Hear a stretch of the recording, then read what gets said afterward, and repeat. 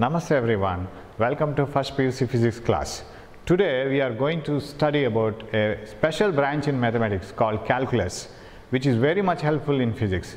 And you know, mathematics is the language of physics, and if you want to study physics in a proper way, you need the help of mathematics in each and every step. So just by observing nature you can't study each and everything. So if you want to analyze something, you need mathematics, and this is one of the branch of mathematics that is called calculus, which contains integration and differentiation. You will come to know all these things in future, and they are widely used in physics, in the application of physics. Okay, so what is integration and what is differentiation? And before that, and who just contributed all these branches of mathematics, and who tried to use this and who tried to develop this? The main two scientists are Leibniz and Newton. So they contributed it and they developed it, and that calculus was finally used in physics in a large scale, and even today we should have the knowledge of this integration and differentiation. So what is integration and what is differentiation? That is what you have to see now. For that we will try to use the applications of physics, or the consequences that we come across in physics. For example, if a particle is moving in a particular direction with a uniform velocity, and then what is the average velocity, and all those things when we calculate and when we try to understand it, we come across some difficulties. For example, whenever we write the velocity as dy by or dx by dt, right? Dx by dt. What is this dx and what is this dt? Usually you come across a problem, because till SSLC you will not be having any terms like this. Either the terms se bandirodilla, dx, dt alla. So dx and dt are always the things which are the terms which are used to represent very small changes. For example, if an ant moves by 1 millimeter forward, then that displacement can be taken as a dx if it is very small, right, compared to any other thing. Similarly dt, if the ant takes a time of say 0.3 seconds to move from one point to another point which is separated by 1 millimeter, then that 0.2 seconds is taken as dt. That is a small time. And if the interval is of any value, then we represent it as delta x by delta t, right? Delta x is any change. It may not be very small. And delta t is another difference in the time, or time interval, which may not be very small. If it is very small, then we write it as dt, and if the displacement is very small, we write it as dx. So that's why we write limit delta t tending to 0, delta x by delta t is named as dx by dt. That's what we write. But I don't think that everything is clear out of all these formulas. Okay, now we will, so illi ivaga what is delta x and what is delta t? ಇದರ ಬಗ್ಗೆ clear idea ಇರಬೇಕಾಗುತ್ತೆ. ಈಗ delta x means the change in the position, ಅಂದರೆ displacement ಎಷ್ಟಾಯಿತು ಅಂತ. Position ಇಲ್ಲಿಂದ ಇಲ್ಲಿಗೆ ಬರುವಾಗ what is the displacement and with respect to the time. So always you should have a variable. ಅಲ್ಲೊಂದು ವೇರಿಯಬಲ್ ಇರಬೇಕು. What is the variable? The change in the position. Its distance from a particular point keeps on changing. Suppose you are standing here and if the train is moving away from you, what is the position of the train at 12 o'clock? What is the position of the train after 12 o'clock? 1 minute. That displacement you will get it, and that displacement is measured with respect to the time. So ಇದು ಯಾವುದರ ಆಧಾರದಲ್ಲಿ measure ಮಾಡಿದ್ದು ಅದನ್ನು denominator ಬರಿತೀವಿ, ಅದನ್ನು rate of change of ಅಂತ ಹೇಳ್ತೀವಿ ನಾವು, ಅಥವಾ ಅದನ್ನು ವಿತ್ ರೆಸ್ಪೆಕ್ಟ್ ಟು ಟೈಮ್ ಅಂತ ಹೇಳ್ತೀವಿ. and this is the variable. This varies according to time. So this position varies according to time. According to time. So ಯಾವುದು ಇರ್ಬೋದು, ಡಿನಾಮಿನೇಟರಲ್ಲಿ ಟೈಮೇ ಬರಬೇಕಾಗಿಲ್ಲ. If something may vary with respect to another quantity, so variables ಇರಬೇಕು. ಈ ವೇರಿಯೇಬಲ್ಸನ್ನು ಹೇಗೆ very ಆಗುತ್ತೆ ಅಂತ ನೋಡೋದಕ್ಕೆ ನಾವು ಯೂಸ್ ಮಾಡೋದು calculus. So how do they vary? How fast they vary? And what is the smallest interval at which another variation occurs? ಇದಕ್ಕೆಲ್ಲ ಬೇಕು ಇವಾಗ. So both are variables ಇಲ್ಲಿ. ಇದು ಈ ಆಧಾರದಲ್ಲಿ ಹೇಗೆ ಚೇಂಜ್ ಆಗುತ್ತೆ? With respect to time, with the base of time, how does the displacement occurs? ಅದನ್ನು ವೆಲಾಸಿಟಿ ಅಂತ ಕರಿತೀವಿ ನಾವು. Rate of displacement with respect to time, rate of change of displacement with respect to time ಅಂತ. Okay, so ಎರಡು variables ಬೇಕು. For example your height changes with time, right? height ನಿಮ್ಮದು ನೀವು grow ಆಗ್ತಾ ಹೋಗ್ತೀರಿ. as soon as you are born you will be some 1 or 1.5 feet in length, right? And then you grow up to meters, right? So you change your length with the time change ಆದಾಗ length change ಆಗ್ತಾ ಹೋಗುತ್ತೆ. I can remember a beautiful example like this. With respect to time ಬರಬೇಕಾಗಿಲ್ಲ ಅಂತ. So there may be anything else. For example, you take a rod, ಒಂದು iron rod ಅನ್ನು ತಗೊಂಡು ಅದಕ್ಕೆ ಅಲ್ಲಲ್ಲಿ holes ಮಾಡಿ ಹೀಗೆ. So you drill holes here and dip thermometers inside this. ಒಂದೊಂದು thermometers ಅನ್ನು ಇದರೊಳಗಡೆ ಹಾಕೋಣ. So that they can measure the temperature. Now start heating it from here. ಇಲ್ಲಿಂದ ಅದನ್ನು heat ಮಾಡೋಣ. So we will take a lamp and we will start heating it. So when it gets heated, heat starts flowing from this end to this end. This will be very hot. So ಇಲ್ಲಿ temperature theta will be very high and the temperature theta here will be less. Because heat energy flows from hot end to the cold end, right? ನೀವು ಒಂದು iron ರಾಡನ್ನು ಒಂದು ಕಡೆ ಕೆಂಪಗಾಗಿದ್ರು ಕೂಡ ಇನ್ನೊಂದು ತುದಿಯಲ್ಲಿ ಇಟ್ಕೋಬೋದು. Heat energy ಬಿಸಿಯಾಗಿರುತ್ತೆ ಅದು. Heat energy flows from heat end to the cold end, ಅದೌದು ಕರೆಕ್ಟು. ಬಟ್ ಸ್ಟಿಲ್ ಎಲ್ಲಿ ಹೀಟ್ ಮಾಡ್ತಿದ್ವಿ ಆ ಎಂಡಲ್ಲೇ ಅಷ್ಟೇ ಹೀಟು ಈ ಕಡೆ ಎಂಡಲ್ಲಿ ಇರಬೇಕಾಗಿಲ್ಲ. Okay, so heat energy flows. So what will be the temperature of the thermometers? Let us assume that this thermometer shows theta 1 degree Celsius, theta 2 degree Celsius, theta 3 degree Celsius, theta 4 degree Celsius. ಈ temperature ಅನ್ನು ಬರ್ಕೊಳ್ಳೋಣ. And let this be distance x, this distance be x, this distance be x. ಇದನ್ನೆಲ್ಲ x ಅಂತ ತಿಳ್ಕೊಳ್ಳೋಣ, right? Then distance, okay, all they are separated by the equal distance. Now what is the change in temperature? Definitely this will be at higher temperature. ಇದು high temperature ಅಲ್ಲಿ ಇರುತ್ತೆ because ಅದು heat ಎಂಡಿಗೆ ಹತ್ತಿರ ಇದೆ. What about the temperatures of the other thermometers will be lesser. For ಒಂದು example ತಗೊಳ್ಳೋಣ. Say this are 90 degree Celsius, this will be 80, this will be 70 and this will be 60. Temperature will be lesser and lesser as you move from the heated end to the other end. ಇವಾಗ ಇಲ್ಲೊಂದು ನಾವು term ಇಟ್ಕೊಳ್ಬೋದು, ಏನು, what is the temperature difference between 2 points and what is the distance between the 2 points? So temperature difference divided by the distance difference. Illinda illige there is a difference of 2x. What is the temperature difference? 20 degrees Celsius. Illinda illige there is a difference of x and the temperature difference is 10 degrees Celsius. So this is also a differentiation, delta theta by delta x. So ನಾವು ಇವಾಗ ಇದನ್ನ ಈ temperature difference with respect to distance, ನೀವು distance ಅನ್ನ between the 2 points ನೀವು ತುಂಬ large ಆಗಿ ತಗೊಂಡ್ರೆ, if you take a large difference in the distance you get large difference in the temperature, ಕರೆಕ್ಟಾ? 90 ಇಂದ 60ಗೆ ಹೋಗಿ 30 ಡಿಗ್ರಿ ಡಿಫರೆನ್ಸ್ ಇದೆ, but distance is 3x, x 3x ಇದೆ. So this is a ratio which shows what is the variation of temperature with respect to distance. So ಹಾಗಾಗಿ with respect to time ಆಗಬೇಕಾಗಿಲ್ಲ. So there are two variables. One is the position variable, another is temperature variable. ಇದನ್ನೇ ನಾವು differentiation ಅಂತ ಹೇಳೋದು. So what is differentiation? Divide it into intervals. ಅದರ ಅರ್ಥ ಅಷ್ಟೇ, ಅದನ್ನು ಚಿಕ್ಕ ಚಿಕ್ಕ ಇಂಟರ್ವಲ್ಸ್ ಆಗಿ ಡಿವೈಡ್ ಮಾಡಿ. ಸರ್ ಇದನ್ನು ಇನ್ನೂ ಚಿಕ್ಕದಾಗಿ ಮಾಡ್ಬೋದಾ? ಮಾಡ್ಬೋದು.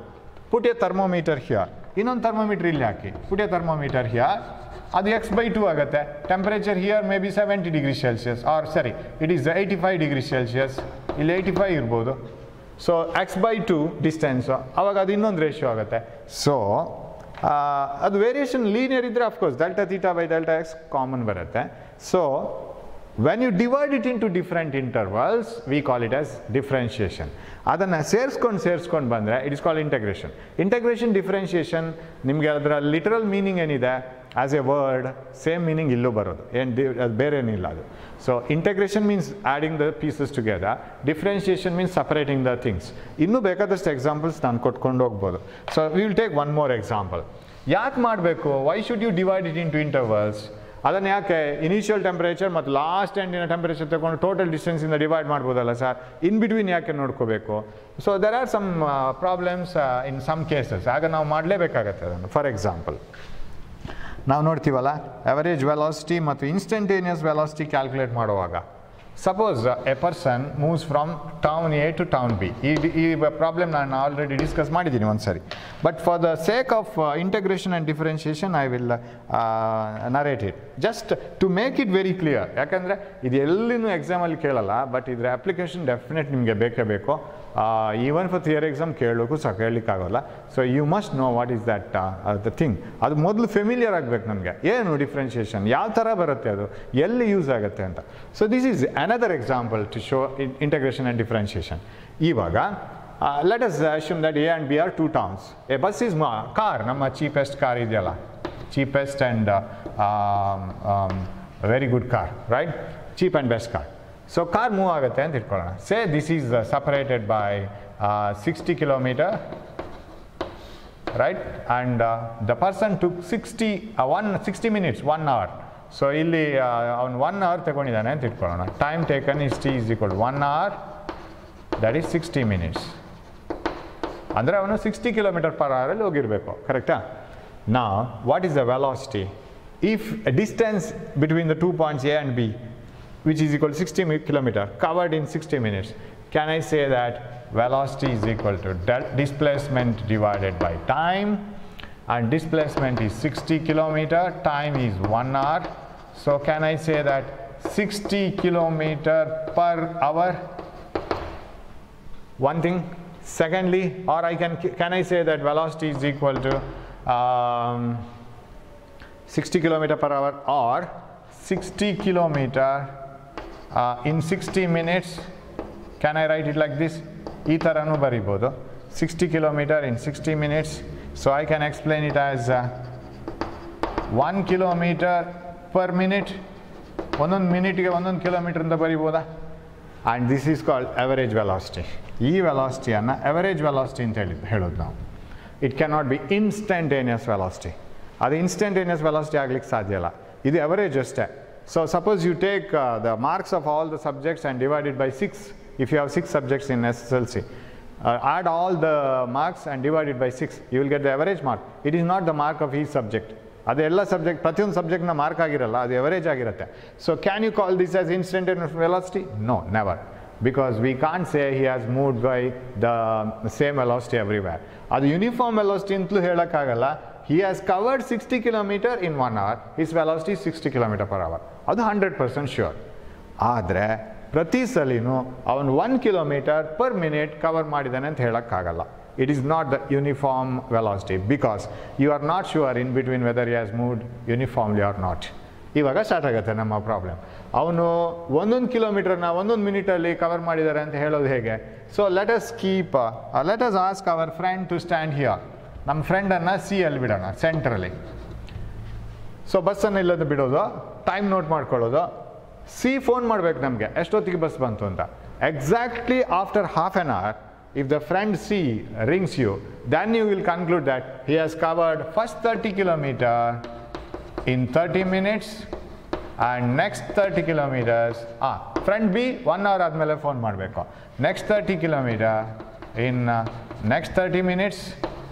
ಆವಾಗ ನಾವು ಕನ್ಕ್ಲೂಷನ್ಗೆ ಬರಬಹುದಾ? 30 ಕಿಲೋಮೀಟರ್ಸನ್ನು 30 ಮಿನಿಟ್ಸಲ್ಲಿ ಕವರ್ ಮಾಡಿದ್ದಿದ್ರೆ 1 ಕಿಲೋಮೀಟರ್ನ 1 ಮಿನಿಟಲ್ಲಿ ಕವರ್ ಮಾಡಿದ್ದಾನೆ ಅಂತೇಳಿ ಮತ್ತೆ ನಾವು, it is not sure because in between again he might have travelled faster and slower. First ಇಲ್ಲೊಂದು 15 km ಫಾಸ್ಟು, ಮತ್ತೊಂದು 15 km ಸ್ಲೋ, ಮಧ್ಯದಲ್ಲಿ ಒಂದು ಎಷ್ಟು rest. Finally totally has covered 30 km in 30 minutes. That is true ಆಗಿರ್ಬೋದಲ್ಲ. In between he might have travelled with different velocity. So how to make sure that it is uniform? ಮತ್ತೆ intervals ಆಗಿ divide ಮಾಡಬೇಕು. Actually what we are doing ನಾವ್ is differentiation ಮಾಡ್ತಾ ಇದ್ದೀವಿ. We are cutting it into pieces and pieces and pieces. ನಾವು ಮತ್ತೆ ಅದನ್ನು sure ಮಾಡ್ಕೊಳ್ಳೋಕ್ಕೆ we are putting it into smaller and smaller intervals. Divide it into again smaller intervals. You ask D and E, ಇನ್ನೊಂದು ಇಬ್ಬರ ಫ್ರೆಂಡನ್ನು ಬರ್ಲಿಕ್ಕೆ ಹೇಳಿ, C ಜೊತೆಗೆ D and E ಅನ್ನು ಅಲ್ಲಲ್ಲಿ ಇಟ್ಕೊಳ್ಳಿ. ಎಲ್ಲೆಲ್ಲ ಇಟ್ಕೊಂಡಿದ್ದೀರಿ? ಫಸ್ಟ್ 15 kilometers ಸಿ ಇದ್ದಾನೆ, ಡಿ ಇದ್ದಾನೆ. And next 15 kilometers C, and in the next 15 kilometers E, and next 15 kilometers B. So ask them to call as soon as the bus passes. D call ಮಾಡ್ತಾನೆ, 15 minutes ಆದ ಕೂಡಲೇ D call ಮಾಡ್ತಾನೆ, bus ಹೋಯ್ತು ಅಂತ. And after 30 minutes C calls, E calls. So now can I say that the bus has traveled 15 kilometers in every 15 minutes, right? The first 15 km has been traveled by the bus in first 15 minutes because I got the call, and the next 15 kilometers is traveled in 15 minutes because after 30 minutes I got the call from C, and in next 15 kilometers E called me 15 minutes after later, that means after 45 minutes, after 1 hour B calls me. That means it has traveled 15 kilometers in 15 minutes.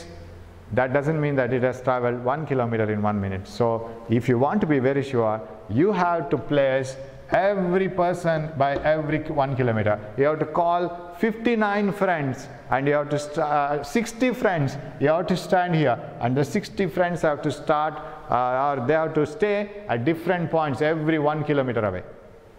ಪ್ರತಿಯೊಬ್ಬರು 60 ಜನನೂ ಕೂಡ ಒಂದೊಂದು ಕಿಲೋಮೀಟ್ರಲ್ಲಿ ನಿಂತ್ಕೊಂಡಿರ್ಬೇಕು ನಿಮಗಿಂದ ಆ ಕಡೆ.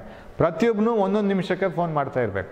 So if every one calls you after 1 minute saying that the bus has passed, friend 1 minute ಆದ ಕೂಡಲೇ bus pass ಆಯಿತು ಅಂತ ಹೇಳ್ತಾನೆ. ಫ್ರೆಂಡ್ 2 minutes ಆದ ಕೂಡಲೇ ಹೇಳ್ತಾನೆ, ಅಂದರೆ ನೆಕ್ಸ್ಟ್ 1 minute.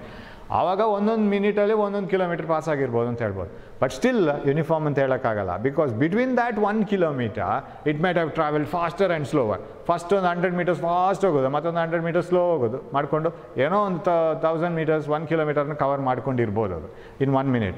ಸೊ ಮತ್ತು ನಮಗೆ ಅದು ಯೂನಿಫಾರ್ಮ್ ಆಗಿಯೇ ಹೋಗ್ತಾ ಇದೆ ಅಂತ ಶ್ಯೂರ್ ಮಾಡ್ಕೋಬೇಕಾದ್ರೆ we have to divide it into stiller and further smaller intervals. ಎಷ್ಟು ಸ್ಮಾಲ್ ಇಂಟರ್ವಲ್ಸ್ ಮಾಡಲಿಕ್ಕೆ ಸಾಧ್ಯ ಇದೆಯೋ ಅಷ್ಟು ಸ್ಮಾಲ್ ಇಂಟರ್ವಲ್ಸ್ ಮಾಡ್ತಾ ಹೋಗಬೇಕು. That is the meaning of limit delta t tending to 0. So limit delta t tending to 0 ಅಂದರೆ 0 ಆಗಬಾರ್ದು. ಎಷ್ಟು ಚಿಕ್ಕದಾಗ್ಲಿಕ್ಕೆ ಸಾಧ್ಯ ಉಂಟೋ ಅಷ್ಟು ಚಿಕ್ಕದಾಗಬೇಕು. ಆ ಚಿಕ್ಕದು ಕೂಡ ಒಂದೇ ಥರ ಇದ್ದರೆ then you can be very sure that it is a uniform velocity. So delta x by delta t, if this delta t is very small, of course delta x kuda very small irutte. The distance traveled in the smallest interval will be very small. So limit delta t tending to 0, delta x by delta t is equal to, we write it in a simple way, idu delta x and delta t when they terminate to very small quantity or very small interval, we write it as dx by dt. ಇದನ್ನೇ ನಾವು d x d t small intervals, ಇದನ್ನೇ ನಾವು ಏನು ಹೇಳ್ತೀವಿ ಗೊತ್ತಾ, d by d t of x ಅಂತ. This is what is differentiation. ಇಂಟಗ್ರೇಷನಿಗೆ ಮತ್ತೆ ಬರೋಣ, we will concentrate on differentiation. Differentiation ಅಂದರೆ ಇಷ್ಟೇ, make the intervals as small as possible. ಎಷ್ಟು ಚಿಕ್ಕದಾಗುತ್ತೋ ಅಷ್ಟು ಚಿಕ್ಕದು ಮಾಡ್ಕೊಂಡು ಬನ್ನಿ. ಅಂದರೆ ಎಕ್ಸನ್ನು ನೀವು ಟೈಮ್ನ ಆಧಾರದಲ್ಲಿ on the basis of time divide X. ಅಂದರೆ ಒಂದೊಂದು ನಿಮಿಷಕ್ಕೆ ಎಷ್ಟು ಡಿಸ್ಟೆನ್ಸ್ ಅಂದರೆ ನಿಮಿಷ ಅಲ್ಲಿ ನಮಗೆ ಬೇಸ್ ಆಧಾರ, ಒಂದೊಂದು ಸೆಕೆಂಡಿಗೆ ಎಷ್ಟು ಡಿಸ್ಟೆನ್ಸ್ ಸೆಕೆಂಡ್ ನಮಗೆ ಆಧಾರ. ವಿತ್ ರೆಸ್ಪೆಕ್ಟ್ ಟು ಟೈಮ್ ಅಂದರೆ ಹಾಗೆ. So with respect to time x is differentiated. So we write it like this, x is differentiated with respect to ಯಾವುದರ ಆಧಾರದಲ್ಲಿ ಅಂತ, ವಿತ್ ರೆಸ್ಪೆಕ್ಟ್ ಟು ಟೈಮ್. ಇದನ್ನು ಹೀಗೆ ನಾವು ತಿಳ್ಕೊಳ್ಬೇಕು. So x is differentiated, x is divided, x is made into intervals and a small interval is taken and with respect to time. ಟೈಮಿಗೆ ಸರಿಯಾಗಿ ಅಂದರೆ ಎಕ್ಸನ್ನು ಡಿವೈಡ್ ಮಾಡಬೇಕು, ಬೇರೆ ಯಾವುದೋ ಆಧಾರದಲ್ಲಿ ಅಲ್ಲ. ಸೊ ಟೈಮಿಗೆ ಸರಿಯಾಗಿ ಎಕ್ಸನ್ನು ಡಿವೈಡ್ ಮಾಡ್ಕೊಂಡು ಹೋಗ್ಬೇಕು. ಒಂದೊಂದು ಸೆಕೆಂಡಿಗೆ ಎಷ್ಟೆಷ್ಟು ಡಿಸ್ಟೆನ್ಸ್ ಅಂತ ಅಂದರೆ ಇಲ್ಲಿ ಸೆಕೆಂಡ್ ಆಧಾರ, ಒಂದೊಂದು ಮಿನಿಟ್ಗೆ ಎಷ್ಟೆಷ್ಟು distance, that is the minute is the base. So ಅದನ್ನು ಓದೋದಾಗೆ d by d t of x ಅಂತೇಳಿ. D by d t of x means it is the change in the displacement with respect to time. X is differentiated with respect to time, x is divided into intervals with respect to time. ಅದಷ್ಟೇ ಅದರದ್ದು. ಅದು ಇದನ್ನು ಓದುವಾಗ ವಿಚಿತ್ರ ಅಂತ ಅನಿಸುತ್ತೆ, d x by d t. Sir D d cancel ಮಾಡ್ಬೋದಲ್ಲ sir ಅಂತ ಕೇಳೋರು ಇರ್ತಾರೆ. Sir d x by d t ಅಲ್ಲಿ d by d d cancel ಮಾಡ್ಬೋದಲ್ಲ? ಕ್ಯಾನ್ಸಲ್ ಮಾಡ್ಲಿಕ್ಕೆ ಸಾಧ್ಯ ಇಲ್ಲ, ಯಾಕಂದರೆ d x itself is a single word, d t itself is a single word. D t ಅಂತ ಹೇಳೋದೇ ಒಂದು ಸ್ಮಾಲ್ ಇಂಟರ್ವಲ್ ಆಫ್ ಟೈಮ್, ಅದನ್ನು ಸಪ್ರೇಟ್ ಮಾಡೋ ಚಾನ್ಸೇ ಇಲ್ಲ.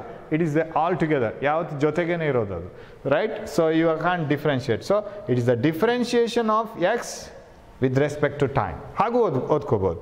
It is d by d t of x is differentiation of x with respect to time. So that is dx by dt. So ಇದನ್ನು ನಾವು ಎಷ್ಟು ಚಿಕ್ಕ ಇಂಟರ್ವಲ್ಸ್ಗೆ ಬೇಕಾದರೂ ಮಾಡ್ಕೋಬೋದು. So see the difference, delta x ಮತ್ತು ಡೆಲ್ಟಾ ಟಿ ಅನ್ನು divide ಮಾಡೋದಕ್ಕೂ d x by d t ಅನ್ನು ಬರೆಯೋದಕ್ಕೂ ಡಿಫ್ರೆನ್ಸ್ ಇದೆ. This interval is delta x ಅಂತ ಹೇಳೋ ಇಂಟರ್ವಲ್ ಎಷ್ಟು ದೊಡ್ಡದೂ ಇರ್ಬೋದು. It is not limited to a small value.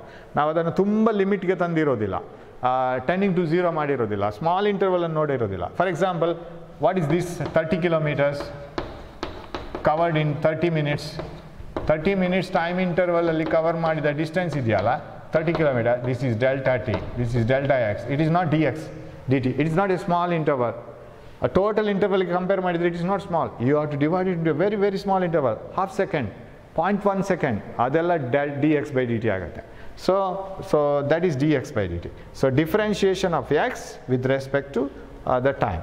So ಹಾಗಾದ್ರೆ ನ್ಯೂಮರೇಟರ್ ಅಲ್ಲಿ ಯಾವತ್ತು ಡಿಫರೆನ್ಷಿಯೇಷನ್ ಸಿಂಬಲ್ ಬರೆಯುವಾಗ ಅಂಶದಲ್ಲಿ ಒಂದು ವೇರಿಯಬಲ್ ಇರಬೇಕು, ಛೇದದಲ್ಲಿ ಒಂದು ವೇರಿಯಬಲ್ ಇರಬೇಕು. There should be a variable on the numerator, there should be a variable on the denominator. So with respect to that denominator, how the numerator varies? With respect to the distance, ಹೇಗೆ temperature change ಆಯಿತು ಆವಾಗ d theta by dx, ಆವಾಗ ನೋಡಿದ್ವಲ್ಲ example, d theta by dx ಮೇಲೆ temperature change ಆಗ್ತಾ ಹೋಯಿತು ಯಾವಾಗ ಬೇರೆ ಬೇರೆ ಪಾಯಿಂಟ್ಸಲ್ಲಿ ಅಂದರೆ ಡಿಸ್ಟೆನ್ಸಲ್ಲಿ. With respect to distance temperature is varied. So differentiation of temperature with respect to distance ಆಗುತ್ತೆ. ಅದು temperature is differentiated with respect to distance. Differentiated means separated. So into a small interval. So this is how do we write. So ಇದು ಅದರ symbol ಯಾವತ್ತು ಬರೆಯುವಂಥದ್ದು, dx by dt, dy by dt, dv by dt. So ಹಾಗಿದ್ರೆ ನಾವು ಯಾವತ್ತು ನ್ಯೂಮರೇಟ್ರಲ್ಲಿ ಬರೋ ವಿಷಯ ಮತ್ತು ಡಿನಾಮಿನೇಟ್ರಲ್ಲಿ ಬರೋ ವಿಷಯ, ಈಗ suppose if I write dx by dt, differentiation of x with respect to time. x ಅಂದರೆ ಇಲ್ಲಿ ಡಿಸ್ಟೆನ್ಸ್ ಅಂತಲೇ ತಗೊಳ್ಳೋಣ. x is the distance. x ಅಂತ ಹೇಳೋ ಸಿಂಬಲನ್ನು ನಾವು ಎಲ್ಲೆಲ್ಲೋ ಯೂಸ್ ಮಾಡ್ತೀವಿ, ಯಾವುದ್ಯಾವುದಕ್ಕೂ ಯೂಸ್ ಮಾಡ್ತೀವಿ.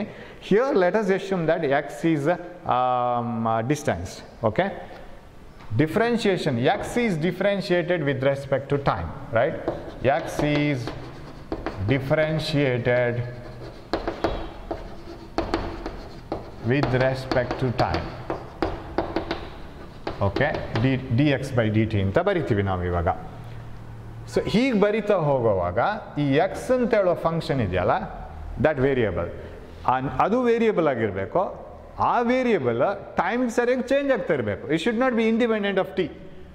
ಟೈಮಿಗೂ ಇದಕ್ಕೂ ಸಂಬಂಧವೇ ಇಲ್ಲ ಅಂತಾದರೆ ಎಕ್ಸ್ ಬಿಕಮ್ಸ್ ಎ ಕಾನ್ಸ್ಟೆಂಟ್ ಅಲ್ವಾ.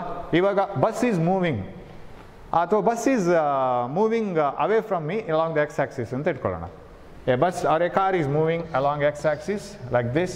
ಸ್ವಲ್ಪ ಹೊತ್ತಾಗೋ ಕಾರ್ ಇಲ್ಲಿತ್ತು, ಇಲ್ಲಿಗೆ ಬಂತು, ಇಲ್ಲಿಗೆ ಬಂತು. So car is moving in this direction. So what is x? X is a variable. Is it a variable with respect to time? Yes, because as the time changes, x changes. ಹಾಗಿದ್ರೆ ನ್ಯೂಮರೇಟರಲ್ಲಿರೋ ವೇರಿಯಬಲ್ಗೂ ಡಿನಾಮಿನೇಟರಲ್ಲಿರೋ ವೇರಿಯಬಲ್ಗೂ ಸಂಬಂಧ ಇರಬೇಕು. ಹಾಗಾದರೆ ಆ ಎರಡು ಸಂಬಂಧನ ನಾವು ಯಾವುದೋ ಒಂದು ಇಕ್ವೇಷನಲ್ಲಿ ಹೇಳೋಕ್ಕೆ ನಮ್ಗೆ ಗೊತ್ತಿರಬೇಕು. You should be able to put x in terms of t. ಹೇಗೆ ಚೇಂಜ್ ಆಗ್ತಾ ಇದೆ, that should be put in time equation. For example, can you explain the change in distance with respect to time using an equation? Equation ಅಲ್ಲಿ ಹೇಳ್ತಾ x ಹೇಗೆ ಟೈಮಿಗೆ ಸರಿಯಾಗಿ change ಆಗ್ತದೆ ಅಂತ ಹೇಳುವಂಥ ಇಕ್ವೇಷನ್ ಇದೆಯಾ ನಿಮ್ಮ ಹತ್ರ? Do you have any equation for that? ಅದಕ್ಕೊಂದು ಸಮೀಕರಣ ಇದೆಯಾ? Definitely you have an equation. How does x change with the time? ಯಾಕಂದರೆ ಇದಕ್ಕಿದಕ್ಕೂ ಸಂಬಂಧ ಇದೆಯಲ್ಲ. ಸಂಬಂಧ ಇಲ್ಲ ಅಂದರೆ x ಕಾನ್ಸ್ಟೆಂಟ್ ಆಯಿತು. ಫಾರ್ ಎಕ್ಸಾಂಪಲ್, ಬಸ್ ನಿಂತ್ಕೊಂಡಿದೆ ಬಸ್ ಸ್ಟ್ಯಾಂಡಲ್ಲಿ. ನಾನು ಬಸ್ ಸ್ಟ್ಯಾಂಡಲ್ಲಿ ಕಾಯ್ತಾ ಇದ್ದೀನಿ, ನಾನು ನಿಂತ್ಕೊಂಡಿದ್ದೀನಿ, ಬಸ್ಸು ನಿಂತ್ಕೊಂಡಿದೆ. The distance between me and the bus is 10 metre ಅಂತ ಇಟ್ಕೊಳ್ಳೋಣ. That 10 metre doesn't vary with time. ಅದು ಎಕ್ಸ್ 10 ಆಗಿರುತ್ತೆ ಯಾವಾಗಲೂ. ಹಾಗಾದರೆ what is the relation between time and x? No relation. ನೀವು ಎಷ್ಟು ಟೈಮಿಗೂ ನೋಡಿ ಆ ಪರ್ಸನ್ ಮತ್ತು ಬಸ್ನ ನಡುವಿನ ಡಿಸ್ಟೆನ್ಸ್ 10 ಮೀಟರ್ ಇದೆ. It is a constant. So x constant ಆಗುತ್ತೆ ಆವಾಗ. ಸೊ ಕಾನ್ಸ್ಟೆಂಟ್ ಆದರೆ ಏನು ಕತೆ sir? D by d t of a constant. ನೋಡೋಣ ಮತ್ತೆ. ಇಟ್ ಈಸ್ ಈಕ್ವಲ್ ಟು 0 ಬರುತ್ತೆ. There is no differentiation. ಅದರ ಅರ್ಥ 0 ಬರುತ್ತೆ. So that we will explain later. ಇವಾಗ ಒಂದು ಕಾರ್ ಹೋಗ್ತಾ ಇದ್ದರೆ, if it is moving in x axis and its x goes on changing with the time, right? Other position keeps on changing, x3, x2, x1, its position keeps on changing with time. So ಹಾಗಿದ್ರೆ ಇದರ ಪೊಸಿಷನಿಗೂ ಟೈಮಿಗೂ, when the position is x1, time is t1, when the position is x2, time is t2, position is x3, time is t3. ಇದಕ್ಕೂ ಏನೋ relation ಇರಬೇಕಲ್ಲ. So we have that equation, x is equal to v naught t plus half a t square. ಕರೆಕ್ಟಾ? So we have an equation x equal to v naught t plus half a t square. That describes the motion of a particle moving in uniform acceleration a. So ಈ ಎಕ್ಸನ್ನು ಇಲ್ಲಿ ಹಾಕ್ಕೋಬೋದಾಗ ಆವಾಗ ನಾವೇನು ಹೇಳ್ತೀವಿ? D by d t of x ಅಂದರೆ ಏನಾಯಿತು? V naught t plus half a t square. ಇದನ್ನು ಡಿಫ್ರೆನ್ಷಿಯೇಟ್ ಮಾಡೋದು ಅಂತ ಹೇಳ್ತೀವಿ. So if you differentiate it, you will get velocity, because d x by d t is velocity. So ಇದನ್ನು differentiate ಮಾಡಿದರೆ velocity ಸಿಗುತ್ತೆ. ಹೇಗೆ ಡಿಫ್ರೆನ್ಷಿಯೇಟ್ ಮಾಡೋದು, ಅದಕ್ಕೊಂದಷ್ಟು ಫಾರ್ಮುಲಾಸ್ ಇದೆ. And Leibniz and Newton gave us lot of formulas. ನಮಗೊಂದು 2-3 ಫಾರ್ಮುಲಾ ಗೊತ್ತಿದ್ರೆ ಸಾಕು, we can do that. So this is one way of understanding differentiation. Integration ಅಂದರೆ ಅದನ್ನು ಮತ್ತೆ ಆ್ಯಡ್ ಮಾಡ್ಕೊಂಡು ಬರೋದು. ಸೊ ಇಂಟಗ್ರೇಷನ್ ಯಾಕೆ ಬೇಕು ಸರ್, ಅದನ್ನು ಮತ್ತೆ ಆ್ಯಡ್ ಮಾಡೋ ಕೆಲಸ ಯಾಕೆ ಬೇಕು, that has its own application. ಅದು ಹೇಗೆ ಅಂತ ನಾವು ಇನ್ನೊಂದು ಕ್ಲಾಸಲ್ಲಿ ನೋಡೋಣ. So this is in this class I have indicated how do you write the integration formula dx by dt and what is the meaning of this. ಇದರ meaning ಏನು? So something x varies with time t and the variation of x with respect to time is read as x is differentiated with respect to time or differentiation of x with respect to time. ಯಾವ ಥರ ಬೇಕಾದ್ರೂ ಓದ್ಕೊಳ್ಳಿ. x ಅನ್ನು ನಾವು differentiate ಮಾಡ್ತಾ ಹೋಗ್ತೀವಿ with respect to time, ಅಂದರೆ divide ಮಾಡ್ತಾ ಹೋಗ್ತೀವಿ into A smaller interval. So that is the meaning. ಅದನ್ನು ಬರೆಯೋದು ಹಾಗೆ. ಸೊ 2 ವೇರಿಯೇಬಲ್ ಇರಬೇಕಲ್ಲಿ, ಆ 2 ವೇರಿಯೇಬಲ್ ನಡುವೆ ಸಂಬಂಧ ಇರಬೇಕು. ಅದು ಒಂದರೆ ಇನ್ನೊಂದು ಹೇಗೆ ವೇರಿ ಆಗುತ್ತೆ ಅಂತ ಹೇಳೋವಂಥ ಸಂಬಂಧ, ಒಂದು ಈಕ್ವೇಷನ್ ಇರಬೇಕು, that which connects them. So with ಬೇರೆ ಬೇರೆ ಎಕ್ಸಾಂಪಲ್ಸ್ ಮುಂದಕ್ಕೆ ಬರುತ್ತೆ. Okay, that is about the first part, that is differentiation, how to write the symbol, that's all. dx by dt ಅಂದ್ರೇನು, dy by dx ಅಂದ್ರೇನು. ಸೊ numerator ಡಿನೋಮಿನೇಟರಲ್ಲಿ ಏನು ಬೇಕಾದ್ರೂ ವೇರಿಯೇಬಲ್ಸ್ ಬರ್ಬೋದು depending on the situation. Okay, thanks for watching my class. We will come up with few more things about differentiation in the next class. We will study about some equations, their graphs, and how to find out the area and how to go for integration and differentiation. Thank you, and we will see the formulas for integration differentiation also. Thank you for watching my class. Thank you.